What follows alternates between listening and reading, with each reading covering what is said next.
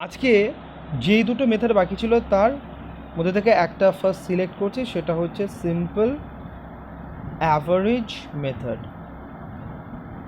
এই simple average মেথডটা কি?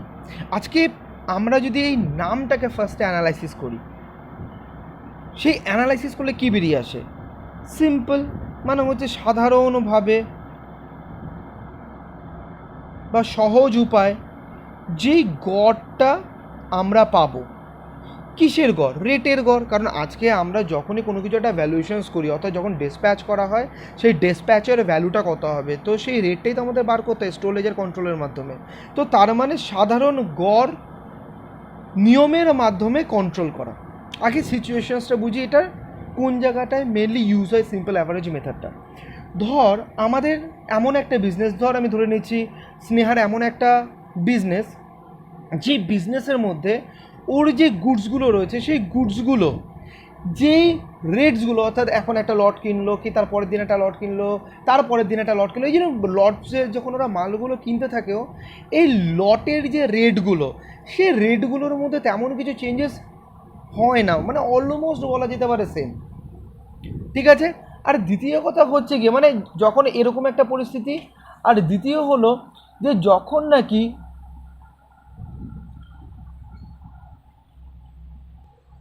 আর দ্বিতীয় ধর মোটামুটি একই পরিমাণ বারবার কেনা হচ্ছে, অর্থাৎ আজকে স্নেহার যে দোকানটা রয়েছে তার যে ক্যাপাসিটি, ওই মোটামুটি দুদিন বাদে বাদে 100 কেজি করে কিছু একটা জিনিস কেনে। তো তার মানে যখন কোয়ান্টিটি অফ পারচেস এটা অলমোস্ট সেম থাকে, আর যে রেটটা, যে মালটা কিনছে তার যে রেসপেক্টিভ রেটটা, সেই রেট যদি অলমোস্ট সেম থাকে, অর্থাৎ তার মধ্যে যদি সেরকমভাবে কোনো রকম ফ্লাকচুয়েট হিউজ না হয়, আর হিউজ ডিফারেন্সে যদি ফ্লাকচুয়েট না হয়, তখন এই স্নেহাভাবে দূর আলাদাভাবে ওই আবার লিফো ফিফো, এই রেট নাও ওই রেট নাও, তাতে একটা কনফিউশন ক্রিয়েট হয়। এত কিছু করার দরকার নেই, আমি সহজভাবে এই গুডসের ক্ষেত্রে যে ভ্যালুয়েশনসটা হবে ইস্যুর, সেটা আমি সহজ উপায় বার করে আমি করে নেব, ইস্যু প্রাইসটা বার করে নেব। যেমন একটা এক্সাম্পল দিই এরকম ধরনের বিজনেস ওর হতে পারে, যেমন আমি একটা ধরে নিতে পারি ওর চালের বিজনেস। তো মোটামুটি ওই এরকম একখানে এলাকাতে ওর দোকানটা রয়েছে, যেখানে দুদিনে বাদে বাদে ওর 100 বস্তা চালের প্রয়োজন হয়ে থাকে। তো যখন চালটা নেয়, আর চালের মধ্যে তো প্রত্যেক দিনই প্রায় 1 টাকা 2 টাকা 3 টাকা 5 টাকা 6 টাকা 10 টাকা এরকম তো চেঞ্জেস আসে না। হয়তো খুব বেশি হলে এক এক কেজিতে যদি আমি বলি, তাহলে হয়তো 10 পয়সা বাড়লো, কি হয়তো বাড়লোই না, একই রয়ে গেল। তো যখন নাকি এই ধরনের একখানে বিজনেস, যেখানে নাকি একই কোয়ান্টিটি অলমোস্ট প্রতিবার পারচেস করা হয়, এবং সাইড বাই সাইড যে তার রেসপেক্টিভ রেট সেটা অলমোস্ট সেম থাকে বা কনস্ট্যান্ট থাকে, সেরকম কোনো রকম পরিবর্তন হয় না, তো তখন এই ধরনের সিচুয়েশনসে কম্পিউটেশনসটা ইজি করার জন্য একটা সহজ উপায় বার করা হয়েছে, যেটার মাধ্যমে ইস্যু প্রাইস ডিটারমাইন করা হয়, সেটা নামিয়ে হচ্ছে গিয়ে সিম্পল অ্যাভারেজ মেথড। এই সিম্পল অ্যাভারেজ মেথডে কী হয় জানিস তো? একদমই সিম্পল, যদি আমরা গল্পটা বুঝে থাকি। ধর 1/4/2018 স্নেহাদি 100 কেজি কিনলো। এবার এই 100 কেজির ধর রেটটা হচ্ছে গিয়ে আমি ধরলাম 10। আবার ধর ও জাস্ট দুদিন বাদে 3/4/18-তে আবার 100 কেজি কিনলো, সেটা রেট হলো গিয়ে আমি ধরে নিচ্ছি 11। ঠিক আছে, তারপর বিক্রি হলো। তো এবার একটা জিনিস দেখার আছে, যে যখন এর পর ও বিক্রি করলো, আমি ধরলাম তো 4/4/18-তে ওর কাছে এবার এগুলো তো সব পারচেসে, এগুলি সব পারচেস। এইবার সেলের একটা অর্ডার এলো, যেটা আমি ধরে নিলাম 150 কেজি অর্ডার এসছে। এবার এই 150 কেজি যখন ও রেট বার করতে যাবে, যখন দেখছি যে অলমোস্ট একই কোয়ান্টিটিতে গুডস কেনা হচ্ছে, আর যেই রেটগুলো থাকছে সেই রেটগুলো অলমোস্ট সেম, সেরকম কোনো রকম চেঞ্জেস আসছে না। আর তোদেরকে একটা কথা বলে রাখি, এইগুলো কিন্তু প্র্যাকটিক্যাল অ্যাপ্রোচ নিয়ে ভাববি, এই ফিগার্স কিন্তু দেখবি না, মানে প্র্যাকটিক্যাল অ্যাপ্রোচও আচ্ছা আচ্ছা এরকম সিচুয়েশনে এই ধরনের মেথডসগুলো ইউজ হয় সেরকমভাবে, মানে কারোর মনের মধ্যে যাতে এই বোকা বোকা কোশ্চেন্সগুলো না হয় কোথায় দাদা, এখানে তো 10 আছে, এখানে 11 আছে, আমরা তো লিফো ফিফোতেও এরকমভাবে জিনিসগুলো দিয়েছি, তাহলে এইখানে এই ডেটাগুলো দিয়ে কেন সিম্পল অ্যাভারেজ ইউজ করছো, এই ব্যাপারগুলো না। আমি জাস্ট এখানে করার জন্য এই ডেটাগুলো দিচ্ছি, কিন্তু তোরা প্র্যাকটিক্যালিটিটা বোঝার চেষ্টা করবি যে কোন ধরনের পরিস্থিতিতে এই সিম্পল অ্যাভারেজ মেথডসটা ইউজ করা হয়। ঠিক আছে, এবার তাহলে এখানে 150 কেজি ইস্যু করা হবে, তাহলে এটার যে রেট, এই রেটটা আমরা সিম্পল অ্যাভারেজ মেথডে কীভাবে বার করব? স্নেহা কি বলেছে? সিম্পল অ্যাভারেজ ওয়েতেও রেট বার করবে। মানে আজকে ও দেখবে যে গোডাউনের মধ্যে, খুব ভালো মতন শুনবি, ও দেখবে গোডাউনের মধ্যে কটা লটের মাল আছে এবং তাদের রেসপেক্টিভ রেট কত, তাদের থেকে একটা অ্যাভারেজ বার করে নেবে। মানে মানে ও যদি গোডাউনের ভেতরে ঢোকেও দেখতে পাবে এই একটা লটের মাল আছে, এই একটা লটের মাল আছে, তার মানে দুটো লটের মাল আছে এবং তার রেসপেক্টিভ রেট হচ্ছে 10 and 11, তাহলে এখান থেকেও একটা অ্যাভারেজ রেট বার করে নেবে ও এই 150কে ডিসপ্যাচ করার জন্য। ঠিক আছে, তার মানে ও কেন করলো এটা? কম্পিউটেশনসটা অনেকটাই বেশি সিম্পলিফাই করার জন্য। তাই ও যখনই অ্যাভারেজ রেটটা বার করতে যাবে, অ্যাভারেজ রেট আমরা কীভাবে করি রে? এই যে এইভাবে 10 + 11 ডিভাইডেড বাই 2। ঠিক আছে, তাহলে এখান থেকে যেটা বেরিয়ে এলো সেটা হচ্ছে 21, দ্যাট ইজ 11.5, সরি 11.5 না, 10.5। তো এখান থেকে রেটটা বেরিয়ে এলো 10.5 দিয়ে 150কে মাল্টিপ্লাই করে ইস্যু প্রাইসটা বার করে নেবে। ঠিক আছে, একটা কথা আবার বলছি, যখন নাকি সিম্পল অ্যাভারেজ মেথডে সামস করতে যাবি, তখন যখন ইস্যু করছিস তখন সে ইস্যু করার ক্ষেত্রে এটা দেখবি, ইস্যু প্রাইসটা বার করার ক্ষেত্রে যে কতগুলো লট ছিল তার রেসপেক্টিভ রেট কত, এবং যেহেতু এখানে দুটো রেট আছে, দুটো লটের দুটো রেট, তাই এখান থেকে যদি আমরা অ্যাভারেজ বার করতে তাহলে কী করবো? 10 + 11 ডিভাইডেড বাই 2। আর এখানে যদি ধর আরেকখানেও যদি থাকতো 50 কেজি 9 টাকা করে, যদি এখানে থাকতো, আমি ধরে নিচ্ছি ওপেনিং স্টক যদি 50 কেজি 9 টাকা করে থাকতো, তাহলে এই 150-র যখন আমি রেট বার করতে যেতাম তখন আমি কীভাবে বার করতাম? কটা লট আছে? 50, 100, 100, তার রেসপেক্টিভ রেট কত? 9, 10, 11। তো এই জায়গায় আমায় এই রেটটা বার করতে গেলে অ্যাভারেজ আমায় করতে হতো 9 + 10 + 11 ডিভাইডেড বাই 3। তার মানে তিনটে রেটকে যখন আমি প্লাস করে ডিভাইড করব, সেইখান থেকে আমাদের বেরিয়ে আসবে রেট কত কত হয় 30, দ্যাট ইজ 10। এইটা হচ্ছে রেট। বুঝতে পারলি? তার মানে যখনই সিম্পল অ্যাভারেজ মেথড, তার মানে কোনো রকম হেডেক নিচ্ছে না এই স্নেহা। সে দেখবে যে আজকে আমার কতগুলো লটের মাল পড়ে রয়েছে এবং তার রেসপেক্টিভ রেট কত, সেখান থেকে ততগুলো রেট আর divided by number of lots, divide করবি নাম্বার অফ লটস। ঠিক আছে, নট কোয়ান্টিটি অফ লটস, অর্থাৎ তার respective rate divided by number of lots. কতগুলি লট? দুটো। কতগুলো লট? তিনটে। তো এইটা দিয়ে ডিভাইড করলে বেরিয়ে আসবে একদম সহজ পদ্ধতিতে যেভাবে রেটটা বার করা যায়। ঠিক আছে, এবার আমি একটা কাজ করি, আমি জিনিসটাকে পড়ে নিই, তারপর যদি তারপর এটা পড়ার পর আমি একটা সামস করলে পুরো জিনিসটা আরও ভালো মতো তোরা বুঝে নিতে পারবি। ঠিক আছে, তাহলে একটু থিওরিটা কমপ্লিট করে নিই। Simple average price method, simple average method. ঠিক আছে, কাঁচামালের মূল্যায়নের যে পদ্ধতিতে মজুদ ভাণ্ডারে থাকা বিভিন্ন দরের কাঁচামালের ওপর ভিত্তি করে, তার মানে ওয়্যার হাউসের মধ্যে বিভিন্ন দরের আলাদা আলাদা রেটের যে আলাদা আলাদা লটের মাল রয়েছে সেটার ওপর ভিত্তি করে, এবং সেই সঙ্গে সেই সব কাঁচামালের পরিমাণ বিচার না করে, অর্থাৎ কতটা কোয়ান্টিটিতে আছে সেটা দেখার দরকার নেই, কতগুলো লট আছে এবং তার রেট কত, সেটার উপরে ভিত্তি করে যখন নাকি মূল্যায়ন করা হয় তখনই সেই পদ্ধতিটাকে বলা হয় সিম্পল অ্যাভারেজ মেথড। এটি তো আমরা শিখেছিলাম যে আজকে তিনটে লট আছে, সেই তিনটে লটের মধ্যে কত কোয়ান্টিটি করে মাল আছে সেটা আমার দেখার দরকার নেই, তিনটে লট তার রেসপেক্টিভ রেট কত, 9, 10, 11। তো সেই 9, 10, 11-এর উপরে ভিত্তি করে যখন আমরা কোনো একটা রেট বার করবো, দ্যাট ইজ 9 + 10 + 11 ডিভাইডেড বাই 3। এই 3টা কি? লট, নাম্বার অফ লটস। এটা দিয়ে যখন আমরা কোনো রেট বার করবো সেই পদ্ধতিটাকে বলা হবে সিম্পল অ্যাভারেজ মেথড। ঠিক আছে, আচ্ছা এইবার নিশ্চয়ই এর সুবিধা আছে, সুবিধাগুলো তাহলে আমাদের একটু জেনে নেওয়ার দরকার আছে। সুবিধাগুলো কি? গড় মূল্য পদ্ধতিতে বিলি হওয়া কাঁচামালের মূল্যায়ন করা হলে যে সুবিধা পাওয়া যায় সেগুলি হলো কী কী ধরনের সুবিধা পাওয়া যায়? সহজ গণনা, ইজি ক্যালকুলেশনস করার ক্ষেত্রে খুবই সহজ হয়ে যায় এটা, যেহেতু শুধুমাত্র দরগুলির ওপর ভিত্তি করে গড় মূল্য নির্ধারণ করা হয়, কোনো পরিমাণ বিবেচনা করা হয় না, তাই এক্ষেত্রে গণনার কাজ খুবই সহজ ও সরল প্রকৃতির হয়। যেরকম আমরা ফিফোর ক্ষেত্রে কী করতাম, আগে কোনটা আছে, পরে কোনটা আছে, আগে কোন লটের থেকে নেব, তারপর কোনটা নেব, তার রেসপেক্টিভ রেট কত হবে, এই সমস্ত ব্যাপারগুলোকে কিন্তু আমাদের ঠান্ডা মাথায় ডিল করতে হতো। কিন্তু এখানে কিন্তু সেরকম কোনো ব্যাপার নেই, এতগুলো লট আছে, তার রেসপেক্টিভ রেট এত, ডিভাইডেড বাই কতগুলো লট, সেটাতে ডিভাইড করে দাও, সেখান থেকে রেট বেরিয়ে আসবে, সেই রেটটা দিয়ে আমরা ডিসপ্যাচটা করে দেবো, ইস্যু প্রাইসটা বার করে নেব। তারপরে তাহলে এইটা হলো একটা সহজ গণনা, ঠিক আছে। নেক্সট কি? মূল্যায়নে কম তারতম্য, লেস ফ্লাকচুয়েশন ইন ভ্যালু। আমরা তো পড়েছিলাম যে অ্যাপ্লিকেবিলিটির মধ্যে একটা ব্যাপার থাকে, যে আজকে যখনই সিম্পল অ্যাভারেজ মেথড থাকে তখনই আমরা এটা ধরে নিই কি, যে আজকে এই প্রোডাক্টটা সেরকমভাবে প্রাইসের সেরকম কোনো রকম ফ্লাকচুয়েশনস হয় না, প্রাইসটা অলমোস্ট সেমি থেকে যায়।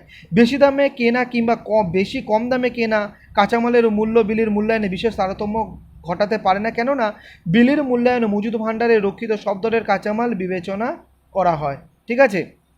অর্থাৎ আজকে তুই তো সবগুলোকে কনসিডার করছিস, যে কোনো হয়তো একখানা 9 টাকায় কিনেছিস, কোনোটা 10 টাকায় কিনেছিস, কোনো একটা লট 11 টাকায় কিনেছিস। তো এর ফলে এই ধরনের হিউজ ফ্লাকচুয়েশন হয় না, যে তুই 11 টাকাটা ইস্যু করলি তো 11 টাকা করে ইস্যু করলি, বা তুই যদি ওই ওপেনিং স্টকটা যদি ফিফো মেথডে ইউজ করে ডিসপ্যাচ করতি তাহলে সেই ক্ষেত্রে 9 টাকা করে ইস্যু হতো।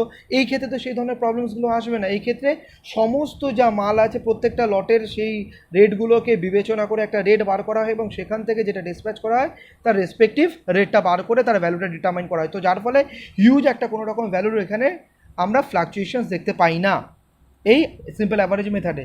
তারপর কি? সরল পদ্ধতি, সিম্পল মেথড। কাঁচামাল বিলির অন্যান্য মূল্যায়ন পদ্ধতি তুলনায় এই পদ্ধতি অনেক সরল, কেননা কয়েকটি দর নিয়ে ভাগ করলেই বিলির জন্য প্রয়োজনীয় দর পাওয়া যায়। যতগুলো দর রয়েছে সেটাকে যদি আমি ভাগ করতে পারি তাহলে বিলির জন্য যে রেটটা হবে সে রেটটা আমরা ইজিলি পেয়ে যেতে পারি। এবার তাহলে আমরা সুবিধাগুলো পেয়ে গেলাম। এবার একটা জিনিস তো আমরা খুব ভালো মতন জানি, যে কোনো একটা জিনিসের যদি মেরিট থাকে, তার যদি কিছু অ্যাডভান্টেজেস থাকে, তো সাইড বাই সাইড তার একটা কী থাকবে, ডিসঅ্যাডভান্টেজেসও থাকবে। তাহলে ডিসঅ্যাডভান্টেজেসগুলো কী কী সেটা একটু জেনে নেওয়া দরকার। অসুবিধাগুলো কী কী? প্রকৃত ব্যয় নির্ধারণের সমস্যা, problem in determining actual cost. কাঁচামাল বিলির মূল্য নির্ধারণে এই পদ্ধতি অবলম্বন করা হলে কখনোই প্রকৃত মূল্য নির্ধারণ করা সম্ভব হয় না। জিনিসটাকে ভালো মতন ভেবে দেখ, আজকে যখন নাকি তোর পুরনো মালের রেটগুলোকে কনসিডার করে প্রেজেন্টে, অর্থাৎ যে মালগুলো ধর ছিল 1 বছর পুরনো, 6 মাস পুরনো, 8 মাস পুরনো, 10 মাস পুরনো, যখন সেগুলোর রেটগুলোকে তুই কনসিডার করে অ্যাট প্রেজেন্টে ডিসপ্যাচের ভ্যালুটা বার করছিস, তো তাহলে কি আজকে এই যে ধর আজকে যদি আস্তে আস্তে জিনিসটার দাম বাড়তে থাকে আর আগে জিনিসটার দাম যদি কম থাকে, তাহলে অটোমেটিক্যালি তুই যখন সমস্ত রেটগুলোকে কনসিডার করবি তখন কি হবে, এই যে কারেন্টলি যে ডিসপ্যাচ প্রাইস, সেই ডিসপ্যাচ প্রাইসটা তো ফল করে যাবে, কমে যাবে। তো যার ফলে যে অ্যাকচুয়াল কারেন্ট মার্কেট প্রাইস যে রেটটা, সেই রেটটা কিন্তু কখনোই এখান থেকে ডিটারমাইন করা যাবে না। আমরা এটাকে একটুখানি একটা অঙ্কের মধ্যে করে নিই, তাহলে জিনিসটাকে আমরা খুব ভালো করে বুঝতে পারবো। দেখ এই এক্সাম্পলটা দেখ, 2/4/18 ধর 9 টাকা করে রেট ছিল, 2/8 মানে 4 মাস পর, ঠিক আছে, 12 টাকা আবার লট কিছু কেনা হয়েছিল যেটার প্রায় রেট ছিল 12। 31/3/2019, আমরা দেখ কত মাসের ডিফারেন্স, সেটা রেট কত ছিল 14। এবার কোনো একটা কোয়ান্টিটি এখান থেকে তো ডিসপ্যাচ ছিল, বা ডিসপ্যাচ হওয়ার জন্য যখন আমি রেটটা বার করতে যাবো তখন কীভাবে বার করবো, যতগুলো লটের রেট আছে সেটা ডিভাইডেড বাই তার রেসপেক্টিভ লটসগুলো, তো 3টে লট তার রেসপেক্টিভ রেটগুলো এখনও আছে, তো তার মানে এখানে রেটগুলোকে যোগ করলাম, ডিভাইডেড বাই 3 করলাম, এখান থেকে আমি কী পেলাম, average price for issuing at current price. Current market প্রাইসে যখন আমি মালটা ইস্যু করব তার যে অ্যাভারেজ প্রাইস হবে সেটা কত বেরিয়ে আসে, 11.67, কিন্তু এখানে মার্কেট প্রাইস কত, 14। তো তার মানে আমরা কখনো অ্যাভারেজ, সিম্পল অ্যাভারেজ মেথডে যদি আমি ভ্যালুয়েশনসটা করি তাহলে কখনো মার্কেট প্রাইসটা পাবো, এখান থেকে প্রুভ হয়ে যাচ্ছে যে কিন্তু আমরা মার্কেট প্রাইসটা বা প্রকৃত মূল্যটা এখান থেকে আমরা পাবো না। বুঝতে পেরেছিস? কারণ আগেরগুলো কিন্তু ইম্প্যাক্ট ফেলে দেয়, ঠিক আছে। আচ্ছা, এবার সেকেন্ড অসুবিধাটা কি, সমাপ্তি মজুদ যাচাই, ভেরিফিকেশন অফ ক্লোজিং মেটেরিয়াল, অর্থাৎ যে মেটেরিয়ালটা পড়ে রয়েছে ওয়্যারহাউসের মধ্যে তার ভেরিফিকেশনস, মানে কোন মালটা পড়ে রয়েছে সেইটা, ডিটারমিনেশনস। যেহেতু নির্দিষ্ট দরের কাঁচামালের নির্দিষ্টকরণ বা চিহ্নিতকরণের বিষয়টি এই পদ্ধতি গ্রহণের ফলে আর করা যায় না, ফলে সমাপ্তি মজুদ কাঁচামালের বাস্তব অস্তিত্ব যাচাইয়েও বিশেষ অসুবিধা হয়। এই জিনিসটা এখন তোরা বুঝতে পারবি না, যখন আমরা অঙ্ক করবো সেই অঙ্কটায় আমি জিনিসটাকে বোঝাবো, তারপর এই পয়েন্টটা সেখান থেকে আমি এসে লিঙ্ক করে ক্লিয়ার করাবো, ঠিক আছে। এবার আরেকটা দেখ, এটা সেম পুনঃ ক্রয় মূল্য, রিপারচেস প্রাইস। যদি কাঁচামালের দাম আস্তে আস্তে বাড়তে থাকে, যে এক্সাম্পলটা আমরা নিয়েছিলাম, কি নিয়েছিলাম, যে এইখানে দাম বাড়ছে 9, 12, 14, আর যখন আমরা সিম্পল অ্যাভারেজ মেথডে একটা প্রোডাক্টের প্রাইস ডিটারমাইন করে তার সেল প্রাইসটা বার করে সেল করছি, তো সেখান থেকে যে কস্টটা, তার কস্ট কম হচ্ছে, তো অটোমেটিক্যালি তার সেল প্রাইসটা কম হবে, এবং সেল প্রাইসটা যদি কম হয় তাহলে সেলস কনসিডারেশন যেটা একজন সেলার পাবে, তো সেই টাকাটাও কম হবে। তো যার ফলে যেটা ওর অসুবিধা হবে, পরবর্তীকালে যখন র মেটেরিয়ালসটা কিনতে যাবে সে কিন্তু সেই টাকাটাই জোগাড় করতে পারবে না, বা সেই টাকাটাই কিন্তু ও অ্যারেঞ্জ করতে পারবে না সেই মালটা কেনার জন্য। তাহলে এইটা হচ্ছে একটা প্রবলেম, ঠিক আছে। যে যদি কাঁচামালের ক্রয়মূল্য দিন দিন বাড়তে থাকে, তবে এই পদ্ধতি অবলম্বন করে কাঁচামালের বিলির মূল্যায়ন করা হলে কাঁচামাল পুনঃক্রয়ের জন্য প্রয়োজনীয় তহবিল সংগ্রহ করা সম্ভব হয় না। এক্সপেক্টেড তোরা খুব সুন্দর লজিক্যালি বুঝতে পারছিস। তারপর হচ্ছে মজুতের মূল্যায়ন, ভ্যালুয়েশনস অফ স্টক। যদি বারবার দ্রুত হারে কাঁচামালের বাজার দর বৃদ্ধি পেতে থাকে, সেক্ষেত্রে অন্তিম মজুতের মূল্যায়ন ঋণাত্মক হতে পারে, যা একেবারেই অবাস্তব।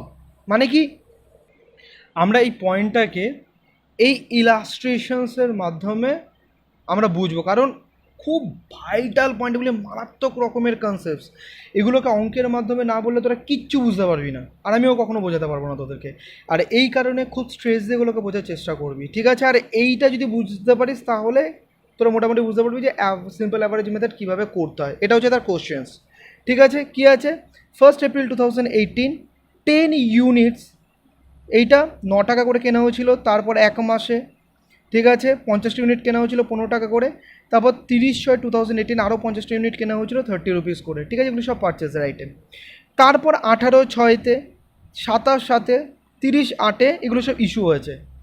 একটা জিনিস খেয়াল করে দেখ, এইখানে যে প্রাইসটা, সেই প্রাইসটা কিন্তু লাফিয়ে লাফিয়ে, মানে তার রেট অফ ইনক্রিজ এটা কিন্তু খুবই হাই, এগুলো মনে রাখতে হবে। রেট অফ ইনক্রিজ অর্থাৎ যেইভাবে জিনিসটার দাম বাড়ছে, যে রেটে বাড়ছে, সেটা খুবই হাই রেটে বাড়ছে, ঝমঝম করে বাড়ছে। এক মাসের মধ্যে সেটা 6 টাকা বেড়েছে, তাও এক মাসের মধ্যে সেটা 15 টাকা বেড়ে গেছে। তো এরকম একখানা পরিস্থিতিতে যখন আমরা সিম্পল অ্যাভারেজ মেথডটা করি, তখন নাকি একটা প্রবলেম বলছিল যে যে ক্লোজিং স্টকের ভ্যালু আসবে, সেই ক্লোজিং স্টকের ভ্যালু নাকি নেগেটিভ, ঋণাত্মক এসে পড়বে। দেখি এটা কীভাবে আসে, ঠিক আছে। তো এখানে সিম্পল অ্যাভারেজ মেথডটা কীভাবে, একদম সেম। আমি একটুখানি ড্র করে নিই। আচ্ছা, ড্র করার দরকার নেই, আমি জাস্ট নর্মালি এখানে করতে থাকি, কারণ এখানে ডেট, রিসিভড, ইস্যু, ব্যালেন্স, ঠিক আছে।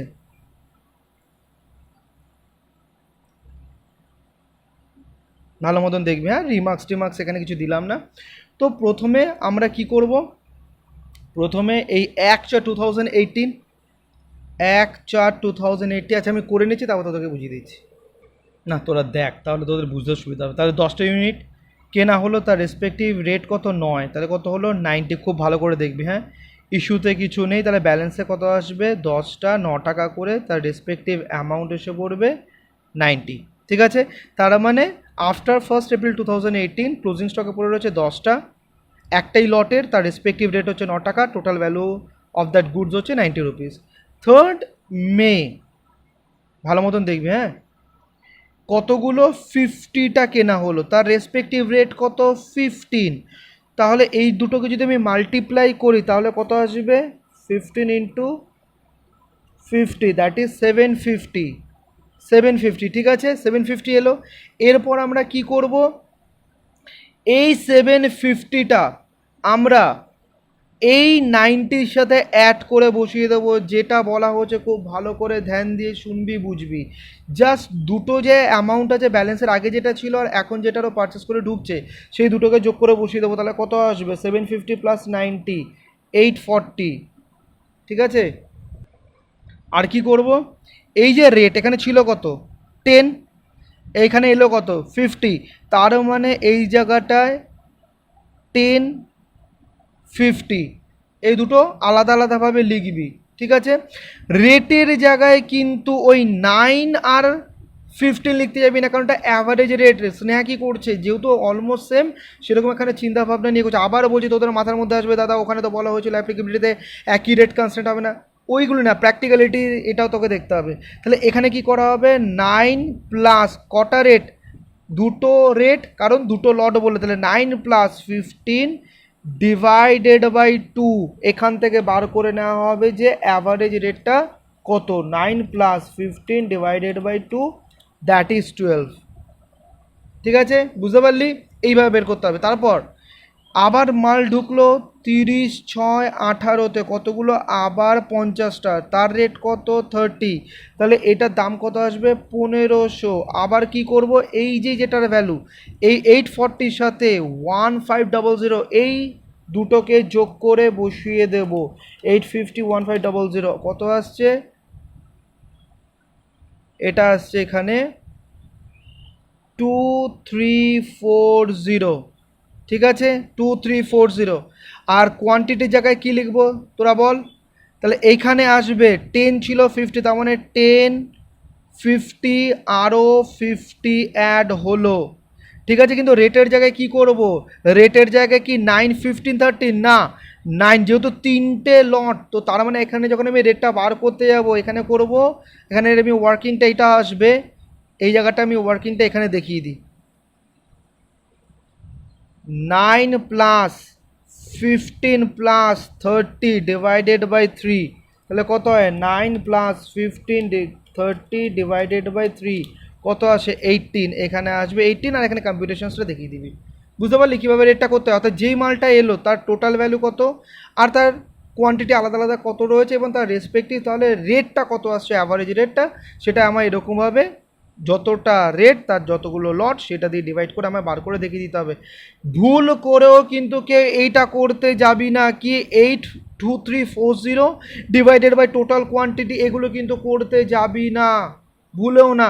এইখানে কোনো সময় 2340কে যদি এই তুই 110 দিয়ে ডিভাইড করিস তাহলে কিন্তু কখনোই 18 আসবে না, মাথায় রাখবি এটা। এটাকে যদি এই 2340টাকে যদি কোয়ান্টিটি দিয়ে ডিভাইড করিস তাহলে কিন্তু 18 কখনোই আসবে না, কারণ এটা অন্যভাবে বার করা হচ্ছে, রেটগুলোকে জাস্ট একটা সিম্পল ওয়েতে বার করে নেওয়া হয়েছে যে এতগুলো রেট ছিল এতগুলো লটের, তাহলে অন অ্যান অ্যাভারেজ রেটটা কত, ব্যাস ওই কনসেপ্টে এই রেট বার করা হচ্ছে। বুঝতে পেরেছিস? আচ্ছা, এরপর আমরা কি করব, ডিসপ্যাচ করব। তার মানে এটা হচ্ছে মাল ডিসপ্যাচ হচ্ছে 18 তারিখে, 18/6/18তে কতগুলো, 25টা। ঠিক আছে, তাহলে এখানে 25 লিখবো। এই 25টা যখন আমি ডিসপ্যাচ করছি তাহলে তার রেসপেক্টিভ ভ্যালু কোনটা আসবে, 18টা, কারণ এটাই হচ্ছে লেটেস্ট অ্যাভারেজ রেট। ঠিক আছে, এই 18টা এখানে বসিয়ে দেবো, তাহলে তার ভ্যালু কত আসবে, 25 ইন্টু 18 কত আসছে 450। ঠিক আছে, এইবার এইটার পর কতটা মাল পড়ে রয়েছে, 2340 থেকে 450 মাইনাস করে দে, 1890। ঠিক আছে, আর খুব ভালো করে এবার যেটা বলবো ধ্যান দিয়ে দিবি, তার মানে 1890 টোটাল ভ্যালুর গুডস পড়ে রয়েছে। আর এইবার যখন আমি এখানে লিখতে যাবো কীভাবে লিখবো, 25, এটা তোকে মাথায় রাখতে হবে যে 25টা যখন আমার মালটা বেরোলো তাহলে প্রথমেই 10টা বেরিয়েছে, অর্থাৎ 25-এর মধ্যে এই 10, আর এই 50-র মধ্যে থেকে কত 15, তাহলে এই 50-র মধ্যে থেকে যদি 15 বেরিয়ে যায় তাহলে রয়েছে কত 35, তাহলে 35 আর 50 কত হয় 85। একটা কাজ কর, এটা 35, তাহলে 10 বেরিয়ে গেল 25-এর মধ্যে, আর এই 50-র মধ্যে 50-র মধ্যে 15 বেরিয়ে গেল। ঠিক আছে, তাহলে রইলো এর মধ্যে কত 35, আর এর মধ্যে রইলো কত পুরো 50। তার মানে এখানে 35টা লিখলি, এখানে 50। এটা লেখার পেছনে কারণটা হচ্ছে যে কোন কোন লটগুলো পড়ে রয়েছে সেটা, মানে কটা লট পড়ে রয়েছে সেটা তোর জানতে সুবিধা হবে, কারণ বইতে দেখবে বলে যোগ করা আছে, কিন্তু আমি যোগ করি না, কেন বলতে এতে আমার বুঝতে সুবিধা যে কটা লট পড়ে রয়েছে এবং তার রেসপেক্টিভ রেটগুলোকে নিয়ে আমার এখানে অ্যাভারেজ রেট বার করে তখন আমাদের সুবিধা হয়। তাহলে 35-এর রেট কত ছিল এইটা, ঠিক আছে 15, তখন কিন্তু আর এই যে 10 যেটা ছিল তার রেসপেক্টে যে 9 টাকা রেটটা ছিল এটা তো বেরিয়ে গেছে, তাহলে এইটার রেটটা কিন্তু এখন কোনো ভ্যালু নেই, কারণ যেহেতু এখন পড়ে রয়েছে 35 আর 50 দুটো লট, তাহলে সেই দুটো লটের যে রেটটা সেই রেটটা নিয়ে কিন্তু আমাকে অ্যাভারেজ রেটটা বার করতে হবে, দ্যাট ইজ 15 প্লাস, আর এটার কত 30, এই 30 দুটোকে যোগ করে ডিভাইডেড বাই 2 করে দেবো, তাহলে ওখান থেকে বেরিয়ে আসবে তাহলে অ্যাভারেজ রেট কত। তাহলে এখান থেকে বেরিয়ে আসছে অ্যাভারেজ রেট 22.5। ঠিক আছে, এইভাবে বেরিয়ে গেল। তাহলে মোটামুটি এই জিনিসটা বুঝতে পারলি যে কীভাবে কম্পিউটেশনসটা হয়। এরপর যখন আবার 27 তারিখে 30টা ডেসপ্যাচ আছে, তাহলে এই 30টা যখন ডেসপ্যাচ হবে কোন রেটে বেরোবে, একটু নিচে করে দিই, 22.5 এই রেটে বেরোবে। তাহলে 30, ভালো করে বুঝবি, 30 ইন্টু 22.5 তাহলে কত আসছে 675। এখানে আসছে 675। এবার এই 675টা কী করবো, এটা থেকে মাইনাস করে দেবো 1890। তাহলে কত আসছে, এটা এসে পড়ছে তোর 1215। ঠিক আছে, আর এইখানে এখনও তাহলে এখানে 30, তার মানে এখানে 5 পড়ে রয়েছে, আর এখানে 50 পড়ে রয়েছে, তার মানে এখনও তো এই লটটা তো পড়ে রয়েছে। তাহলে তার রেসপেক্টিভ যে রেট, সেই রেটটাকে আমায় কনসিডার করে অ্যাভারেজ রেটটা বার করতে হবে। তার মানে এখনও সেই 15টা কনসিডার হবে। তাহলে মানে 15 + 30 ডিভাইডেড বাই 2, দ্যাট ইজ এখানে রেট কত বেরিয়ে আসছে 22.5। বুঝতে পারলি? তাহলে আমাদের ক্লোজিং কত ভ্যালু 1215। এবার লাস্টে কি আছে 30/8 পুরোটাই, মানে পুরো যতগুলো ছিল আর কি 55। ঠিক আছে, এখানে আমি একটা কাজ করি, এটা আমি 35 না করে পুরো 55টাই করে দিই, তাহলে বুঝতে পারি আরও ভালো মতন। মানে যা ছিল, কত ছিল 5 + 50, পুরো 55টি ইস্যু হচ্ছে। এইবার জিনিসটা ক্লিয়ার হয়ে যাবে। তাহলে 55 কর, রেট কত আসবে 22.5। তাহলে আজকে 22.5কে যখনই তুই 55 দিয়ে মাল্টিপ্লাই করবি, মজার জিনিস দেখ আসছে 1 2 3 ধর 8। বাহ, যেটা মাল ডিসপ্যাচ হচ্ছে তার ভ্যালু হচ্ছে 1238, আর যেই মালটা পড়েছিল তার যে ক্লোজিং ব্যালেন্স ছিল 1215। তার মানে এখন যখন ক্লোজিং ব্যালেন্স তো কিছু নেই, উল্টো নেগেটিভে ব্যালেন্স বেরিয়ে আসছে কত 1238 মাইনাস 1215, মানে 23 নেগেটিভ, ঋণাত্মক।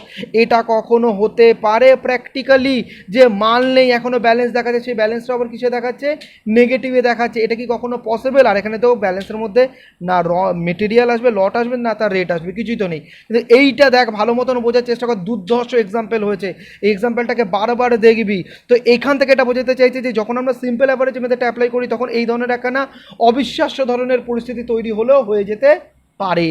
অর্থাৎ যে ক্লোজিং ব্যালেন্সের যে ভ্যালুটা সেটা ঋণাত্মক বেরিয়ে যাচ্ছে, এটাকে ভালো মতন দেখবি। ঠিক আছে, আচ্ছা, পরের ভিডিওতে আমরা কন্টিনিউ করছি।